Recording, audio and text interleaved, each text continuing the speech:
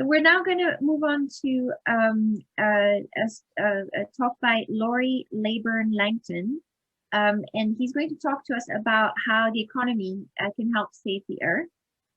Laurie Laybourn Langton is an associate fellow at the Institute for Public Policy Research and a visiting fellow at the Global Systems Institute, the University of Exeter.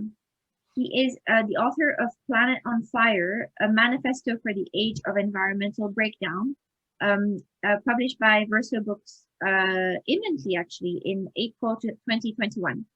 And he will be speaking here in a personal capacity about how the economy can be leveraged to help save the Earth.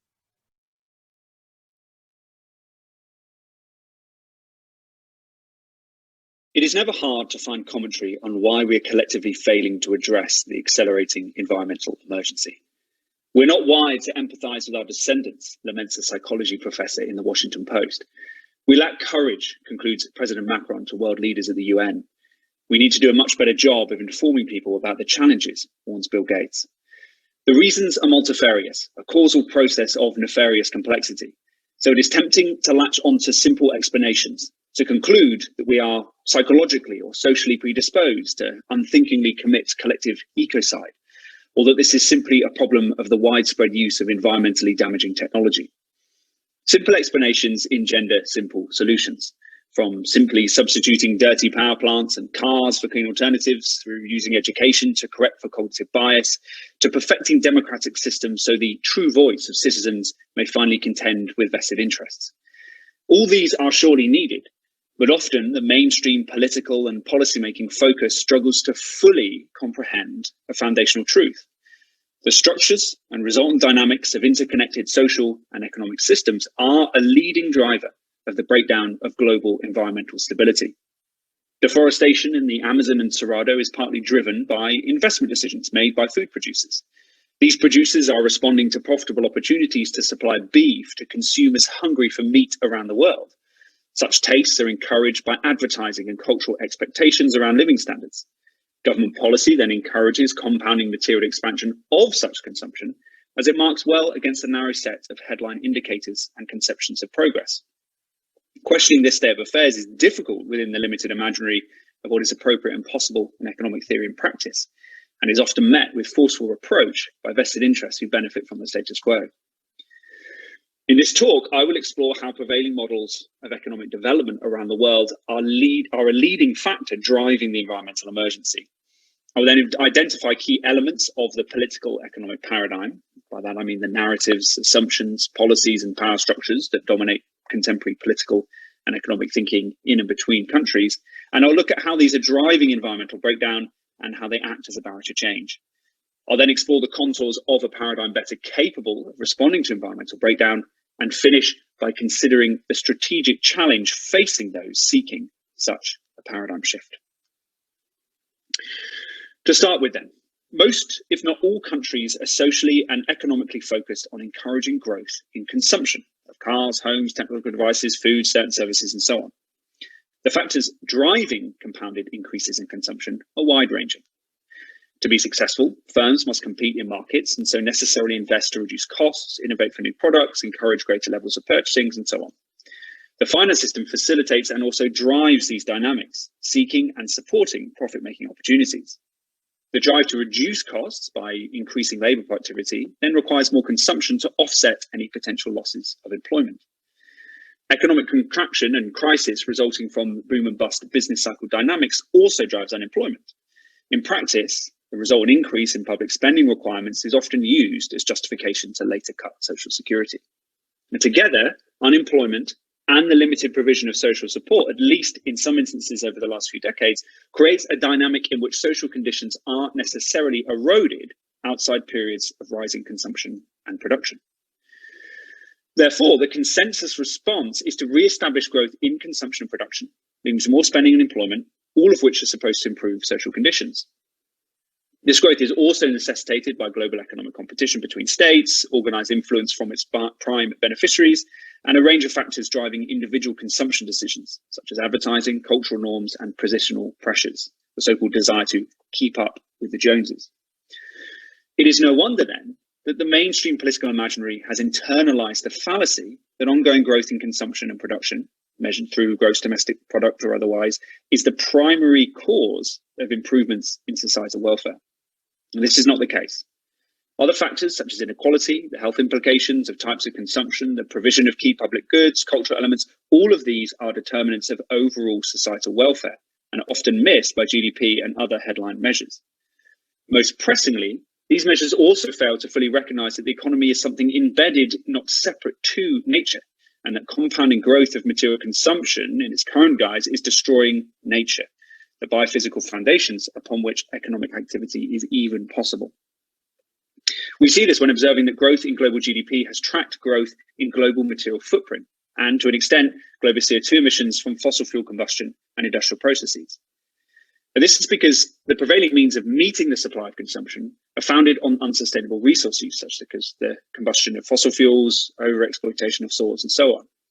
Moreover, as a recent paper in Nature Communications stated, the overwhelming evidence from decomposition studies is that globally burgeoning consumption has diminished or cancelled out any gains brought by technological change aimed at reducing environmental impact. But bluntly, social progress has been achieved at the expense of the environment. As the economist Kate Raworth has pointed out, there are no developed countries, in that no nation is able to provide healthy and fulfilling social conditions without causing critical environmental destruction. In all, the accelerating environmental emergency therefore poses a number of unprecedented challenges for economic systems around the world. Foremost is this correlation between consumption under its current guise and environmental degradation. Low-income groups the world over are increasingly moving into middle and higher income categories, and that will mean that technological change will have to contend with both rapidly reducing the existing impact of consumption and that of the large increases in consumption resulting from growing global affluence. In turn, mitigation measures can sometimes be self-defeating, such as the observed offset of increased efficiency by net increases in production. This is the so-called rebound effect, and the path dependency of patterns of economic activity. For example, while electric vehicles provide a net reduction in environmental impact compared to, say, combustion vehicles, they still impose large material costs to produce. Meanwhile, socioeconomic systems are also experiencing rapid change, such as impacts on employment of automation and the ongoing disruption of the pandemic. By many measures, many societies are also highly socially and economically unequal. Globally, economic and political power imbalances are both cause and effect of the inequity at the heart of climate breakdown. And altogether, high inequality could constrain cooperation at this crucial time. Into the future, it's also questionable as to whether domestic and international economic systems are robust to the growing destabilization brought by the environmental emergency. So here we are. This is if not the crucial moment. Systems scientists conclude that we're in a state of planetary emergency in which swift and transformative action is needed just to avoid a maelstrom of feedbacks that could rob us of our agency over those factors driving or slowing environmental breakdown. The 2020s, therefore, is the latest in an unbroken line of pivotal decades. And I offer that it could be dominated by two major stories. Now, the dominant political economic paradigm of the last many decades has at times been largely agnostic or actively opposed to action on the unfolding environmental emergency. This is ending, at least in relation to the climate crisis. And that's our first story. Crudely, the neoliberal status quo is going to give this a go. There's now a spectrum of modification occurring to the globally preeminent market fundamentalism, at least coming from within and against that paradigm. The 2020 BBC Reith Lectures delivered by Mark Carney, former governor of the Bank of England, are illustrative.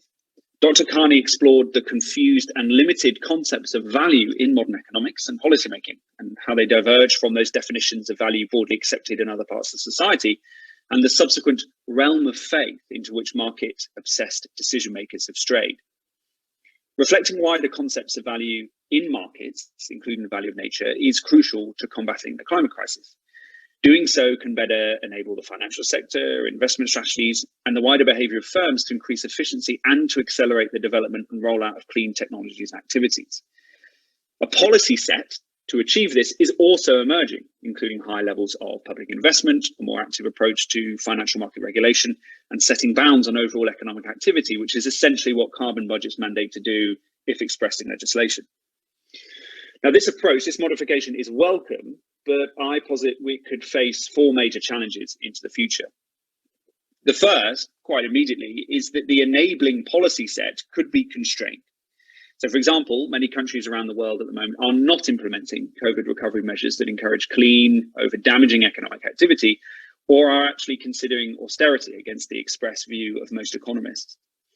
Moreover, how can laws and regulations keep ahead of the temptation to cut corners and use accounting tricks? This has been particularly difficult and remains so. It was only a couple of months after Dr. Carney's Reith lectures that he claimed that the investment portfolio of the management firm in which he is a vice chairman was carbon neutral because it avoided emissions by investing in renewable instead of fossil energy, which supposedly cancelled out the thousands of metric tons of carbon released by its other dirty investments. The second problem concerns the factors that make up stable and cooperative societies. As is now well established, even those societies deemed as most developed are failing to provide citizens with broadly shared well-being to the standard often identified as being essential not just morally, but to ensure cohesive social outcomes. High levels of inequality, material or otherwise, undercut cooperation and lead to power imbalances, which it can be argued have eroded action to some extent on the environmental emergency to date. While there is growing recognition that inequality is a major problem in its own right, there has been little progress in translating this into a credible policy programme. Thirdly, while mainstream appreciation of the enormity of the climate challenge has improved markedly over the last few years, limited progress has been made in relation to appreciation of biodiversity loss, and all the global targets for acting on this have been missed.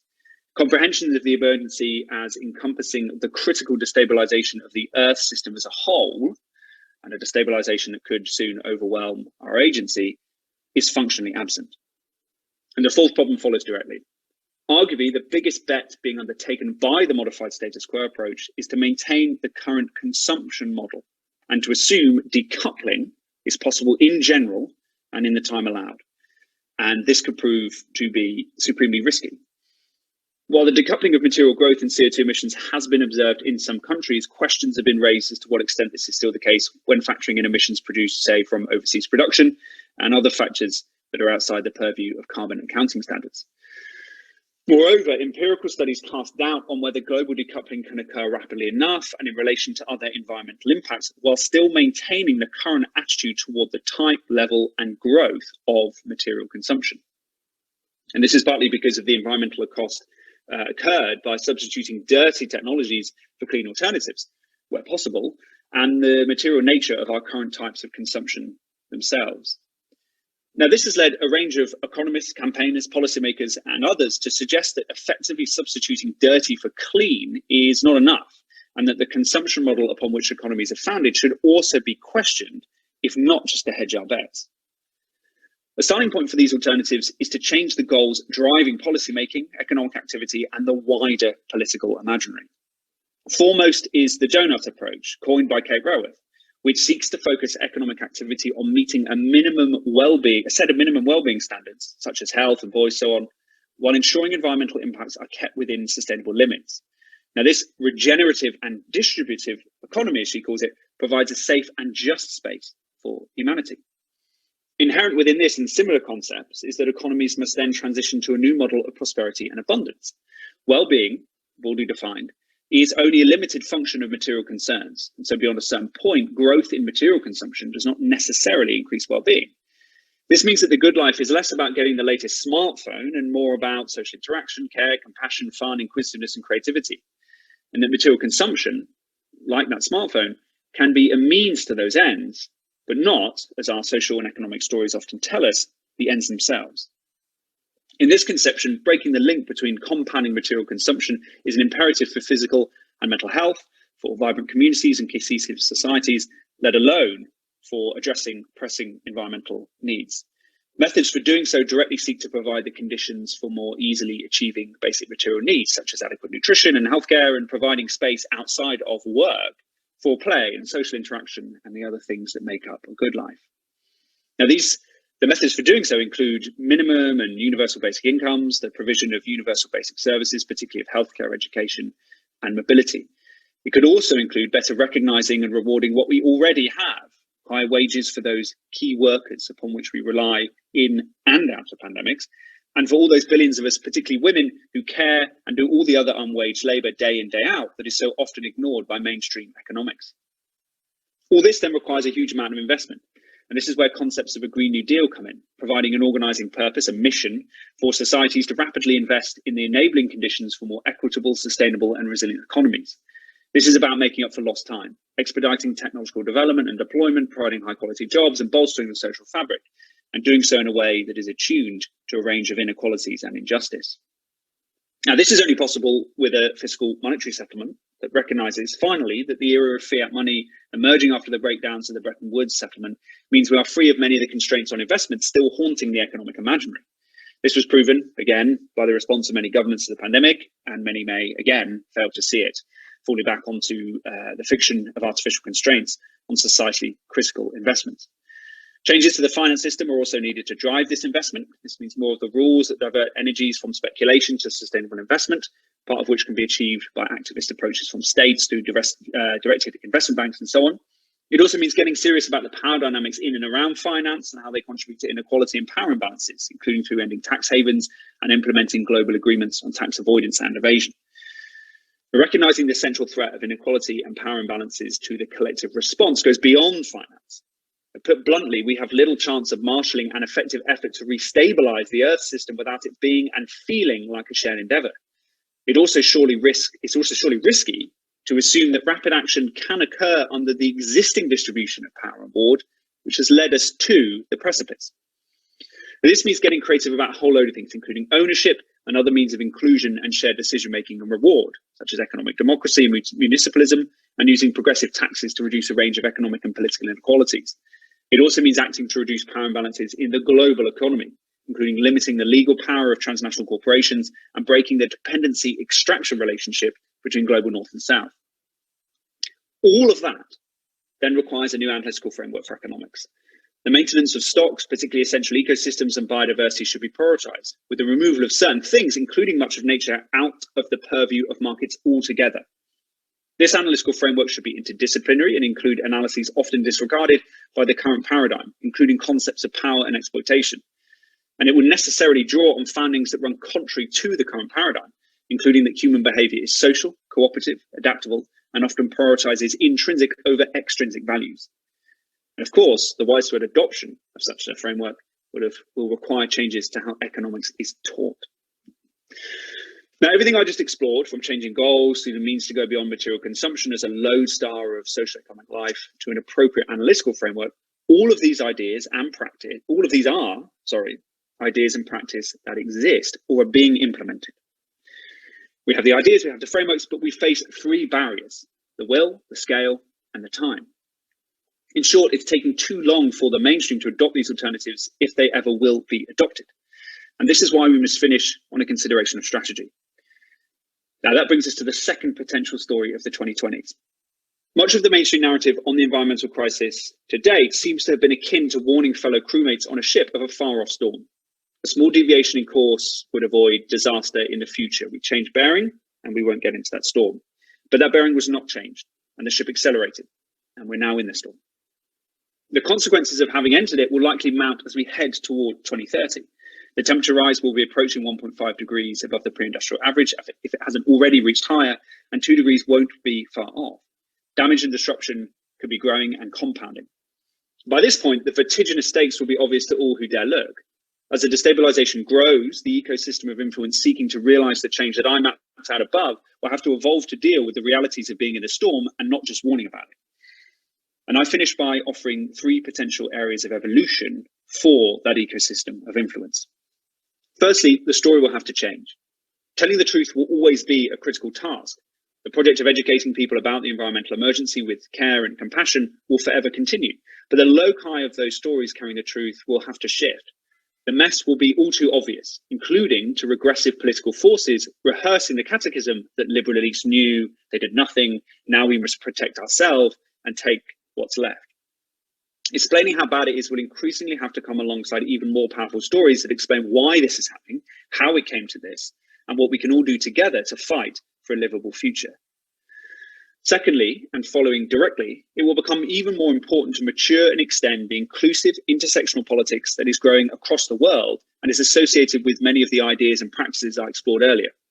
An unstinting focus on greater equality is critical.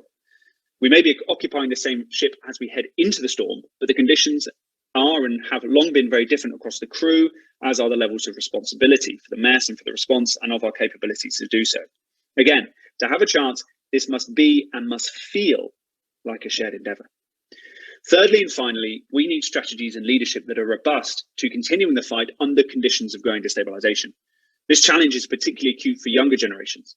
Leadership in their future means facing an unprecedented challenge to rapidly transform socioeconomic systems in an attempt to restabilise the Earth's system while contending with accelerating environmental breakdown and compounding societal disruption. Certain strategies and approaches employed in more stable times, even those from the late 2010s, might not be effective in those decades.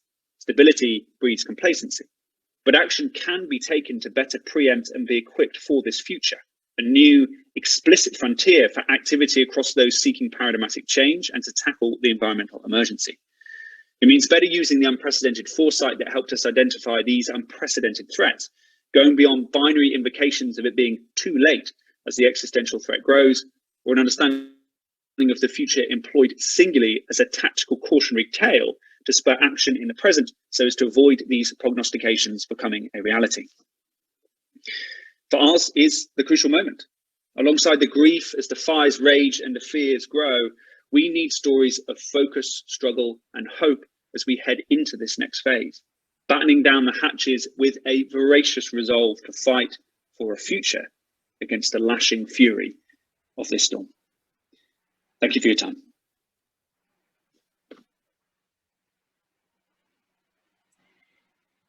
Thank you very much, Laurie, for this densely packed talk about the economy. And I can see comments, for example, from Helen saying, hooray, someone talking about the economy. So I think we've all been waiting for your angle to come up. So if you don't mind, if you could turn your camera on, I will now ask you a couple of questions. Would that be all right? That sounds good. Excellent. So, I noticed that you mentioned the neoliberalist capitalist system we live in, and that you make it seem possible in your talk that change could be possible within that system. Other thinkers, such as Naomi Klein, for example, in This Changes Everything, seem to say that our late-stage capitalist model is fundamentally incompatible with large-scale changes that we need to implement in order to stop the climate deterioration. Do you agree? Yeah, so I strongly agree with that. I don't think it can be done within our the current neoliberal model. I think one of the main stories of this decade will be that that model will start to give this a go, that the status quo will start to give this a go, to start to act on particularly the climate problem. And I think that very quickly it will become clear what many of us have known for a very long time, which is that it is unable to properly respond, that it has a constrained set of policies, a constrained set of understandings even of why this is happening. And so the many things that I mapped out, the tour de force that I gave just now, are things like changes to the goals that drive society, all the way through to changes to ownership and how economics is taught, for example, that are more suited to be able to tackle this problem. And if they were to occur at a large scale, they would constitute a complete break from the prevailing paradigm that we see in economics for the last number of decades. It would probably also constitute a break in the direction of economics on the scale of a much longer time frame as well. Speaking of dramatic breaks, this COVID period that we're living through, you say could give rise to new programs of change. But you also point out that we seem to be fixated on austerity and on artificial constraints on the level of spending and the nature of spending that we allow ourselves to do. So can you explain the fall from favor of Keynesianism, and at a moment when it seems crucial that a greater level of investment by governments into infrastructure spending, for example, and other really important structural programs would be essential for green recovery after COVID.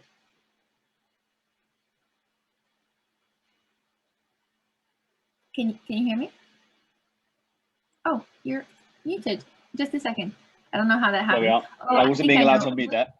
When you mute yourself, then it just reverts to the default setting, I think. Okay, fine. I'll keep myself unmuted. Yeah, so we need investment of an unprecedented scale to not just get out of the mess that the coronavirus pandemic has caused globally, but also to, in the phrase often adopted by politicians around the world at the moment, to build back better from that so that we can have a shooting chance at dealing with the many overlapping environmental problems that we have. As you're alluding to, one of the biggest problems is that critical requirement is coming at a time or off the back of a number of decades where the idea is that governments can spend, that they should spend, and that spend.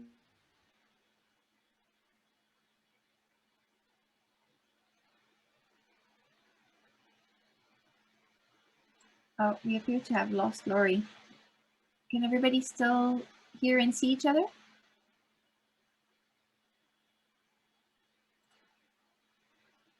Oh, we're having a transmission problem, I'm told, and we lost Laurie. But we still are all, I think, connected. So we'll just give it a couple of minutes, I think, and he'll be back. So in the meantime, I think, Shan, perhaps, would you like to ask the question to the group, or do you want to wait until Laurie's back? Oh, thank you.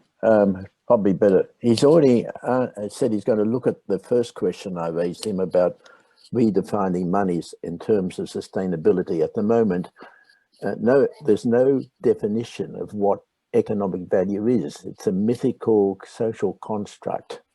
And as Lord Stern pointed out, it's created climate change by sending the wrong message to burn carbon rather than to have sustainable energy. And Carney is concerned about money being defined by the Chinese in their digital currency.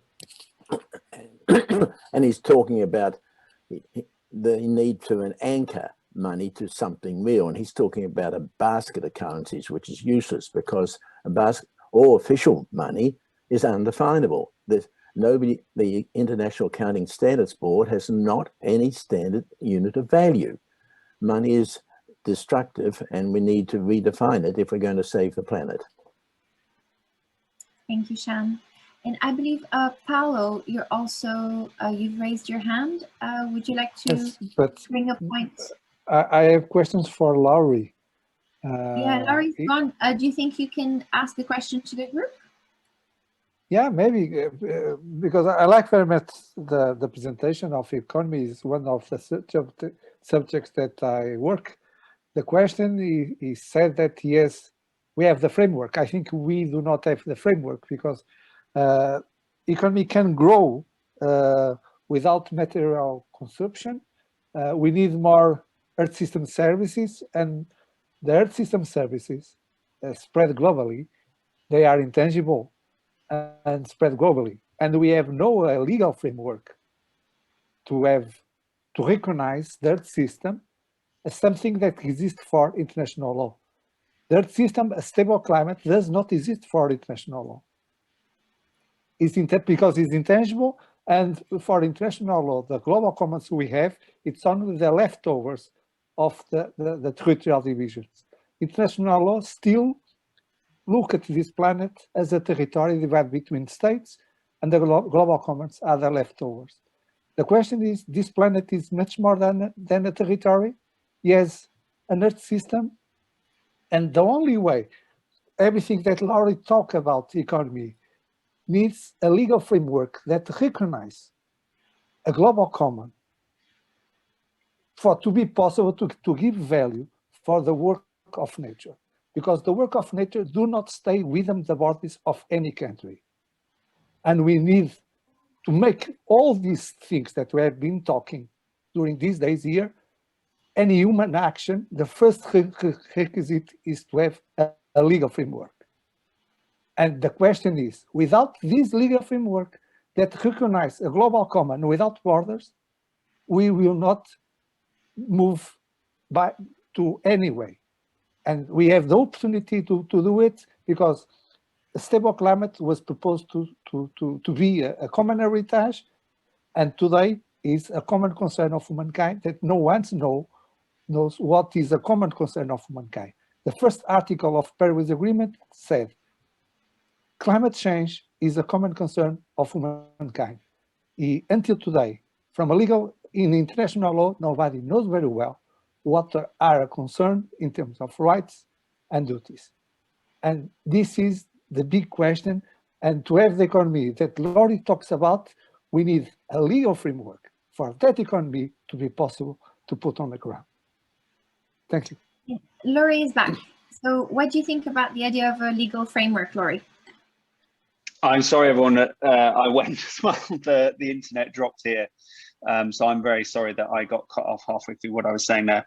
On a legal framework, yeah, that will have to be a part of it. I think one of the big problems that we've had under this neoliberal paradigm that we've seen over the last number of decades is that there was a strong movement to try and intertwine certain economic and legal concepts, and we don't have as much as a thrust of a counter movement, I think, that's been successful enough to try and create the legal frameworks that we need, particularly to put as much of nature as possible into the commons, you know, into a place away from markets, and just to be absolutely protected from human exploitation and other things. And that has got to be, I agree with Paolo, who was just speaking, that has got to be at the very heart of a kind of settlement that we see, where what you would hope is that if you are in some way managing to coordinate a change in the consumption model at the heart of many countries,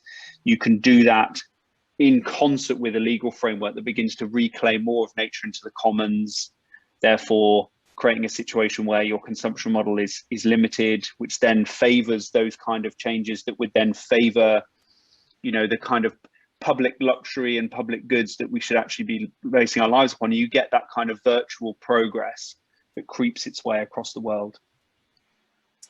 Thank you. So I had a question about, you speak during your talk about diverting financial systems from speculation towards sustainable investment. And Leilani has a similar question as well. So we're both wondering about the current craze for cryptocurrency. And I wanted to ask, do you think this is an example of speculation that we should divert away from and towards more sustainable investments? And what should we be investing in? And Leilani also supplements this question by asking, she says she's read stories about the carbon footprint of Bitcoin, and what could be the downside of letting this speculation get out of control. I think that it's sort of an appropriate element to the Bitcoin, a tragically appropriate element to the Bitcoin situation, that it is causing damage to the environment at the same time. You know, we simultaneously in a situation where we shouldn't be wasting as much as of time and resources we have available in society on speculative crazes, that it also has this double edge to it. It's not just financially destructive for people who are engaging in behaviors that, you know, are speculative and could lead to them losing enormous amounts of money. It now has this added dimension of being destructive to the environment at precisely the time where we shouldn't be having that as well. And it's a frustrating sort of distraction that's happening on the side.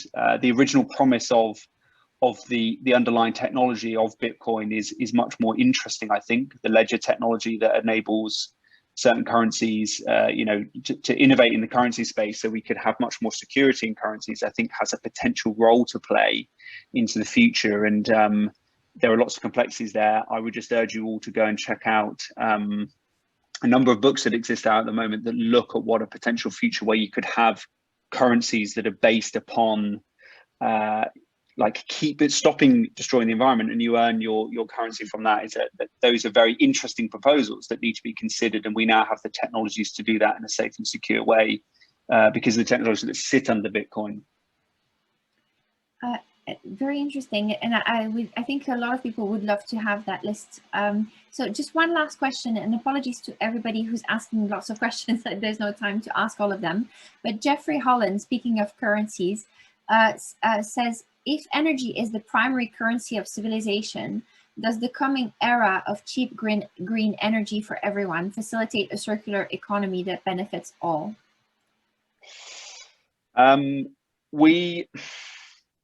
We have to be very careful here, and again, this is why I wanted to put the consumption model at the forefront of what I was talking about in very crude terms. And the world is more complex than this, but in crude terms, the prevailing strategy is to swap dirty for clean technologies. And as I was arguing, that's a supremely risky bet. And you could have a limited renewable technology that itself will be a positive tool in the arsenal of our fight against the stabilization of the biosphere.